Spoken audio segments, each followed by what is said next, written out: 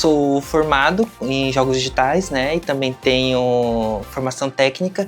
E eu trabalhava com desenvolvimento de sistema para web, né?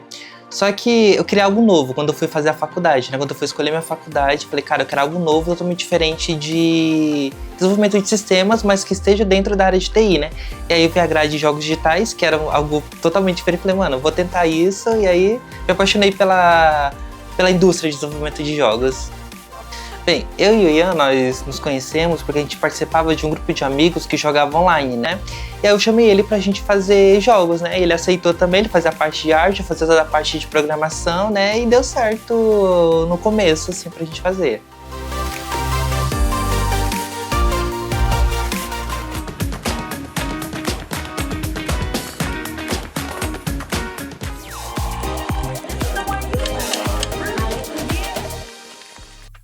Marta, Camila, obrigado pela participação de vocês.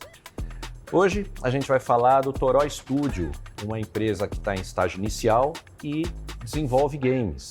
Tudo começou quando o Antônio William e o Ian Santos se conheceram jogando online. Aí, de acordo com as afinidades profissionais deles, eles resolveram montar uma empresa, montar um negócio nesse segmento. Daí surgiu o Pavu, um RPG de ação com elementos da cultura amazônica. Eles apresentaram esse jogo na Gamescom Latam 2025, foram premiados. Agora, eles estão numa fase de buscar investidores, buscar parceiros para impulsionar o negócio. Marta, Toró Studio está no começo como empresa. Como é uma jornada de uma empresa desse tipo, desse segmento de games?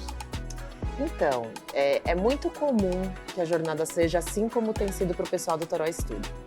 Então, normalmente, esses negócios surgem de parcerias entre colegas de faculdade, entre amigos, grupos de amigos, pessoas que adoram jogar e que decidem criar também o próprio jogo. Então, uma dificuldade que a gente já percebe muito, às vezes, é essa falta, né, de conhecimento de como estruturar um negócio. Porque aquilo surge muito mais de um desejo, né, de uma vontade de criar um jogo assim como os jogos que você gosta de jogar. Então não tem muito uma parte de planejamento, de pesquisa de mercado, né, de que tipo de nicho que ainda carece de mais jogos. Então é muito comum que surja mesmo de uma paixão. Depois, né, muitos dos empreendedores, quando já começam a desenvolver seus jogos, muitas vezes ainda informais, né, ainda sem ser um negócio propriamente dito, eles acabam se dividindo entre ter um emprego fixo ou prestar serviço e, nas horas vagas, vão desenvolvendo seu jogo.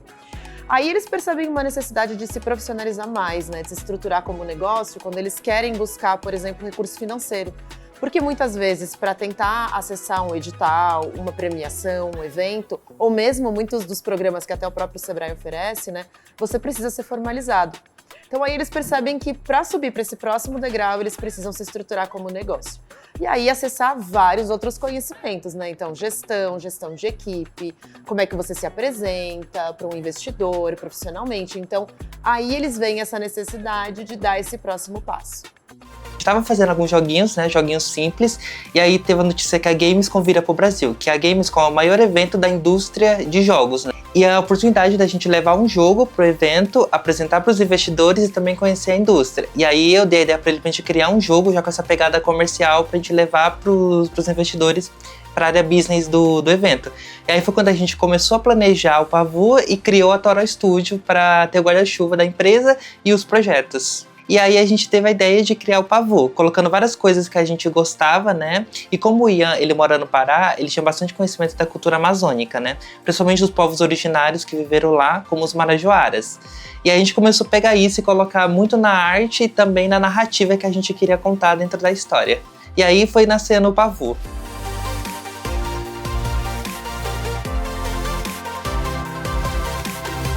Qual é o tamanho desse mercado? É um mercado que está em crescimento no mundo todo. Dá para a gente ter uma noção do que nós estamos falando? Então, o mercado de games é um mercado gigantesco, né? Hoje ele já supera o mercado, por exemplo, do cinema. Então, ele é um mercado que deve chegar nos próximos anos a 200 bilhões de dólares. Ele é um mercado que no Brasil a gente tem mais ou menos estimados, né, 1.050 estúdios formalizados. E a gente, acho que um dado que é bem interessante, né, o Brasil ele é o 10º maior mercado consumidor de jogos digitais. Então a gente tem no Brasil um número muito grande de pessoas que jogam jogos, ou seja, a gente tem um mercado para aproveitar aqui.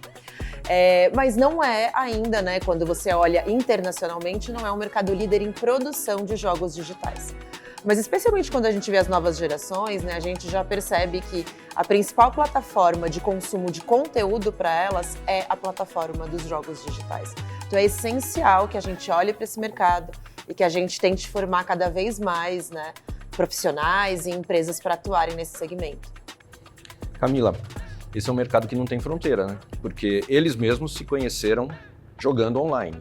E a pessoa pode criar um jogo aqui no Brasil, mas ele tem o mundo inteiro para explorar. Fala um pouco disso. Com certeza. A história da Toró Studio com o Pavu Game já traz um pouco dessa realidade, né? Um mercado sem fronteiras. O Antônio e o Yanni se conheceram online, jogando, perceberam essa afinidade. E um no Pará, inclusive eu sou natural do Pará também, e achei bem interessante isso, e outro em Carapicuíba, né, em São Paulo. Traz muito para como a gente observa essa configuração dentro do mercado de games. De fato, é um outro comportamento, é um comportamento empreendedor que já rompe essas fronteiras, já sai um pouco dessa zona mais ali de conhecimento, de quem sabe fazer uma sociedade com um amigo, um primo, vai muito para um outro lugar de afinidade, que no caso deles, né, era ali tanto a profissão quanto o gostar, né, do jogo e gostar de games de modo geral.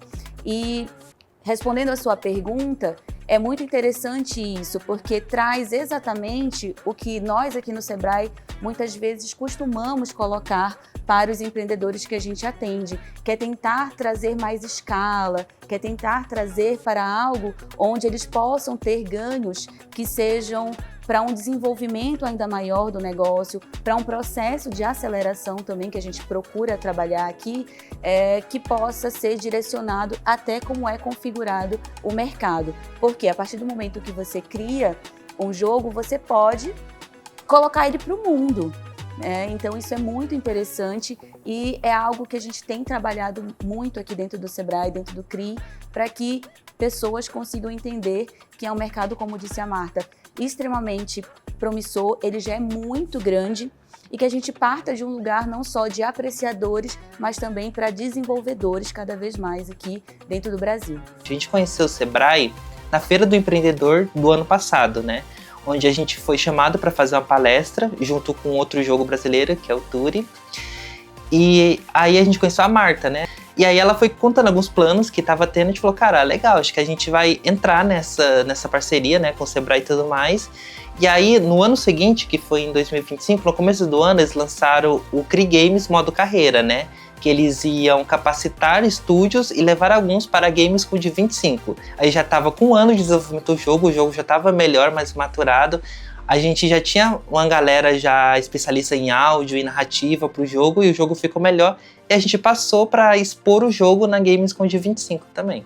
A premiação de melhor jogo para PC por voto popular que a gente ganhou, né, lá na Gamescom. Isso foi uma validação muito grande pra gente que a gente estava buscando, que era a validação do público, né? Realmente esse jogo é viável, o público vai gostar dele, e o prêmio trouxe essa validação pra gente, que o público realmente gostou do jogo e deu mais firmeza pra gente terminar ele.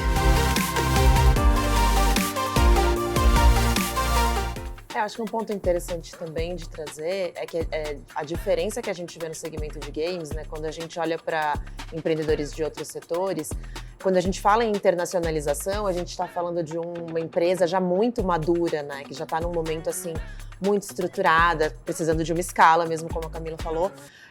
E quando a gente olha para games, como você já disponibiliza o seu produto jogo em plataformas que pessoas do mundo inteiro acessam, você tem que pensar em alguns elementos de partida que não é algo comum, né? Então você tem que pensar se o seu jogo está em inglês, por exemplo.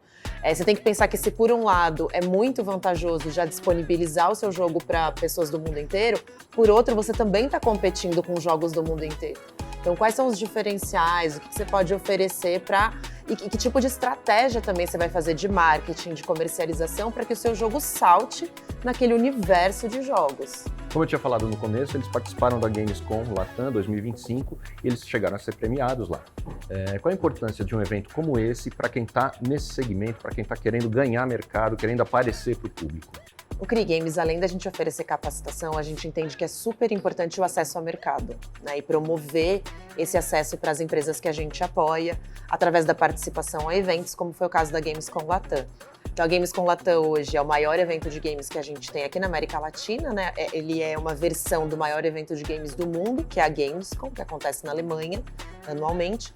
Então, a gente passou a ter essa oportunidade, né, de acessar neste evento investidores, publicadoras, atores do mundo inteiro que estão de olho em grandes lançamentos. E é super importante para que uma empresa esteja lá, não só para acessar essas rodadas de negócio, né, que no fim é super importante para que eles possam buscar acesso a recursos financeiros, parceiros mesmo, como foi o próprio caso, né, da Toró em 2024, que já tiveram na Gamescom. Mas também é importante para se conectar com o público final, para tentar testar os seus jogos, captar um pouco do feedback do público e divulgar o jogo, né? Então, muitas das empresas aproveitam esse tipo de evento para fazer estratégias bastante criativas. Então, levam bonequinhos do seu jogo, distribuem adesivo, tentam se conectar com o público para que o público passe a jogar esse jogo quando chegar em casa, né? Então, assim, foi super importante pra gente. A gente já esteve ali na Gamescom Latam no ano passado, estivemos esse ano também, com um stand em que a gente levou 15 jogos, né? Fizemos todo um processo de seleção. Levamos 50 empresas também para acessarem essa área B2B, para fazerem as rodadas de negócio. E esses 15 jogos que ficaram no nosso stand podiam ser jogados por pessoas que estavam ali transitando na feira. Então foi uma super oportunidade de conexão. É muito importante que esses estúdios estejam preparados para esse tipo de oportunidade, para networking, para acessar conhecimento também, porque são eventos que também trazem conteúdo com especialistas do mundo inteiro, para acessarem, né, investidores, possíveis financiadores e acessarem o público final também. O CRI Games modo mercado e o CRI Games modo aceleração. A gente fez os dois para a gente melhorar a nossa empresa realmente, entender a gente como estúdio de desenvolvimento de games como empresa. Então, depois do contato com o Sebrae, a gente começou realmente a planejar o futuro da empresa, né? E a gente começou a se inserir mais no mercado, oferecendo serviços de outsourcing, né? De fazer jogos para terceiros, de realmente oferecer nossos serviços como empresa e não só desenvolver os nossos jogos. E assim mantendo um caixa da empresa também e deixar a empresa ainda mais conhecida. E vale reforçar que houve também uma ligação do Sebrae com a Toró Studio a partir de um outro evento que foi a Feira do Empreendedor.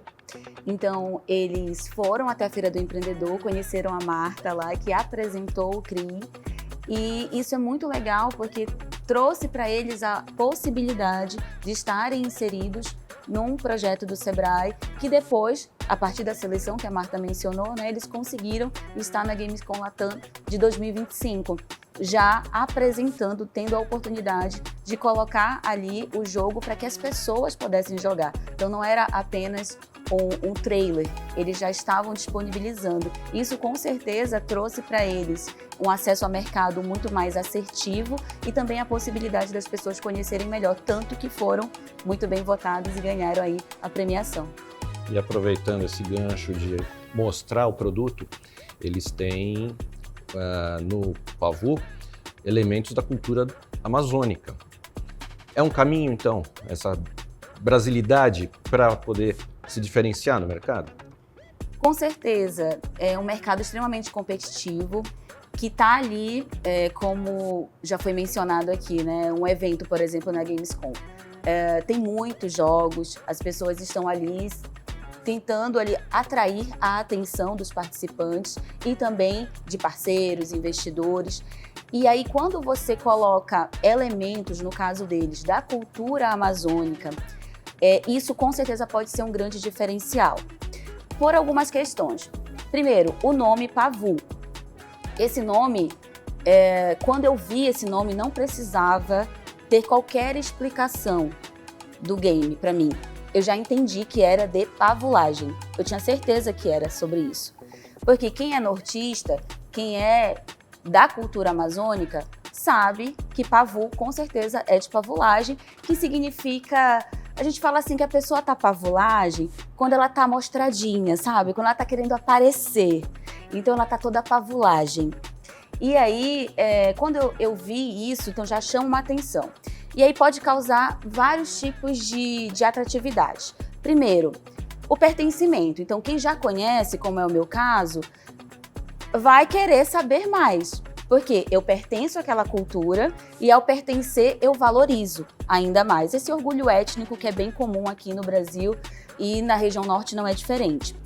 Um outro ponto, quem não pertence gera curiosidade, desperta ali para que eu queira entender melhor esses elementos. E eles conseguiram colocar isso no jogo, eles trouxeram elementos dos nossos povos originários, trouxe também muito da cultura marajoara, que é uma cultura milenar.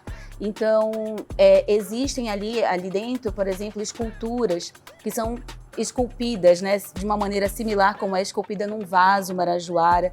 Isso tudo é muito forte e traz para o design, até para a estética do jogo, algo que é muito rico e que chama muita atenção. É um diferencial competitivo muito forte, com certeza. E, além disso, eles têm que também se estruturar como empresa, né? Como empreendimento. Então, tem que ter uma série de capacidades para poder fazer não só a parte técnica, mas a parte da empresa caminhar bem, né? Com certeza. É um outro ponto que muitas vezes eles acabam se perdendo. Não necessariamente a Toró Studio, eles têm um comportamento ali bem legal e já trouxeram muitos elementos do comportamento empreendedor, mas acontece muitas vezes de você ter muita vontade, ter a criatividade, ter o conhecimento da parte técnica, como é que eu vou trabalhar a parte de desenvolvimento, mas não consegue ter a gestão.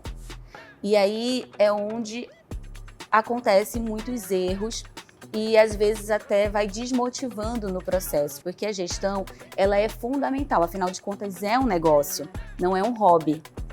E para estruturar como negócio, eu preciso ter esses elementos da gestão, uma visão mais sistêmica, uma análise de mercado, entender ali qual que é o tamanho desse mercado e qual é a fatia que eu vou poder aproveitar nesse primeiro momento e fazendo um planejamento estratégico também para um posicionamento mais de médio e longo prazo. Afinal de contas, quando a gente pensa numa estruturação de negócio, a gente não quer que ele morra em 2 anos. Então, para manter a sustentabilidade dos negócios, eu vou ter que trazer muito para um conhecimento de gestão, que aí também é o grande know-how do Sebrae, que a gente está aqui também para ajudar nesse processo. Para o futuro, a gente pensa em lançar novos jogos autorais, né, talvez jogos menores, fazer serviço, prestar serviços para outras empresas de desenvolvimento, mas nunca desistindo da nossa essência, que é fazer jogos brasileiros com uma qualidade artística mais elevada, muitas histórias com o nosso diferencial, que é a arte do jogo, mecânicas legais, né, para cada jogo. A gente não pretende também realmente parar depois do primeiro lançamento, a gente quer lançar novos jogos a partir disso, mas sem ter que depender, nosso maior ponto é não ter que depender de investimento de terceiro, a gente conseguir manter a empresa com os nossos próprios jogos. Eles agora estão numa fase de buscar investidores, buscar parceiros para dar uma alavancagem no negócio. Nesse segmento, Marta, o que a gente pode falar para quem atua nesse segmento e está nessa fase? O que é possível? Eu acho que é interessante falar também, né, que a Toró Studio tem alguns diferenciais, né? Acho que eles tiveram um faro comercial desde o começo. Então, acho que isso que a Camila fala é muito comum mesmo, né? Ter muito conhecimento técnico quando a gente fala do pessoal da área de games, mas não necessariamente um conhecimento de negócio, esse faro comercial, assim. Acho que eles têm muito forte isso. E acho que eles buscaram também uma parceria de um jeito muito inteligente, uma parceria com mais experiência nessa área de acesso a editais e investimento, né? Que foi o pessoal da Trovadoria, que eles até mencionam também. Mas eu acho que é muito importante quando a gente pensa em acessar recursos, primeiro fazer um bom planejamento para entender de fato se você precisa desse tipo de apoio. Uma coisa que a gente percebe é que às vezes se a empresa decidir ficar, né, a empresa de games decidir ficar independente, ela acaba cuidando melhor, né, da propriedade intelectual dela e da liquidez da empresa. Porque muitas vezes o investidor, ele investe em troca de liquidez da empresa, ou ele vai pegar uma fatia dessa propriedade intelectual. Então, às vezes, vale mais ser independente e investir muito em boas estratégias de comunicação e marketing online. Então, fazer parceria com influenciadores, né? A gente tem muito nessa área aquele pessoal que faz streaming, transmite, né, online, se jogando o jogo. Tem muitas estratégias interessantes também em TikTok, em redes sociais. Então, eles podem tentar se aprimorar nesse sentido para ampliar o número de pessoas que estão acessando o jogo. Também é importante pensar uma questão do modelo de negócio, porque às vezes vale a pena você ter uma parte do seu time, né, ou uma parte do seu tempo, porque aqui a gente está falando de times muito enxutos, você investindo no desenvolvimento do seu jogo autoral e parte do tempo prestar serviço mesmo, desenvolver jogos para negócios tradicionais, ou mesmo parte de jogos para grandes estúdios de jogos que contratam às vezes um estúdio pequeno para desenvolver só a parte de personagens ou só uma animação 3D, uma fatia do jogo. Então, considerar o modelo de negócio é importante também. Agora, se você entende que, de fato, você quer ir atrás de um recurso de edital ou de investidor, é essencial ter um bom pitch, né? Então, saber se apresentar de forma completa, fazendo um pitch muito bem, né, conciso, entender a finalidade do pitch, porque muitas vezes, quando a gente fala de games, tem aquele pitch que é o pitch de negócio, que você vai apresentar a empresa, o momento da empresa e o que você está buscando. E tem aqueles pitches que são os pitches que a gente chama de criativos, em que a empresa vai apresentar o jogo. Qual o conceito do jogo, quais são as referências, quem são as pessoas que se envolveram ali no desenvolvimento, estágio de desenvolvimento do jogo também. Então, entender muito bem, assim, vai ter uma oportunidade de conexão? Como é essa oportunidade? Com quem é? Que tipo de material você tem que apresentar? Além do pitch, tem uma apresentação, né, que a gente chama de pitch deck. Então, ter aí uma apresentação também é essencial. Mas eu sempre recomendo que você dê um passo antes e pense, de fato, você precisa desse investimento? Porque o investimento sempre vai trazer agregado, uma prestação de contas, né? Assim, você vai ter um investidor que vai fazer parte do dia a dia da sua empresa. Então, é importante pensar que não é um recurso que também não vem ali com uma consequência junto. Pensar muito qual que é o melhor momento também. Será que eu já estou no momento para poder pensar nesse investidor? É o momento de trazer uma pessoa para o time, como você bem comentou, que vai, obviamente, querer retornos e vai querer também ter acesso às informações que às vezes ainda nem estão tão bem estruturadas. Então, é um time, muitas vezes, muito pequeno, muito enxuto, que se encontrou numa metodologia, digamos assim, né, de trabalho, que para quando você vai acessar, para quando você vai fazer uma captação, já exige um outro momento do negócio. E aí é interessante fazer essa avaliação. E é bem como a Marta falou, muitas vezes já vem nesse anseio, eu estou precisando. O que eu estou precisando? Estou precisando de recurso financeiro, é isso que está faltando para eu crescer. Então eu vou já atrás disso. Mas em muitos momentos você precisa primeiro trabalhar muito bem a questão organizacional e para poder estar preparado. E aí quando você recebe esse investimento, você vai poder aproveitá-lo da melhor forma possível.